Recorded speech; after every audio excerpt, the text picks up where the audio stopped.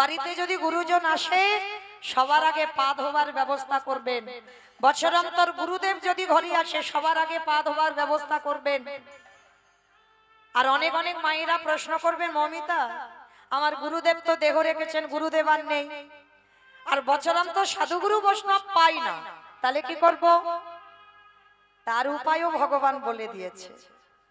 তাদের জন্য কি ব্যবস্থা করেছে জানো ভগবান? যে যার ঘরের বাবা মা তো আছে, যে যার ঘরের শ্বশুর শাশুড়ি তো আছে।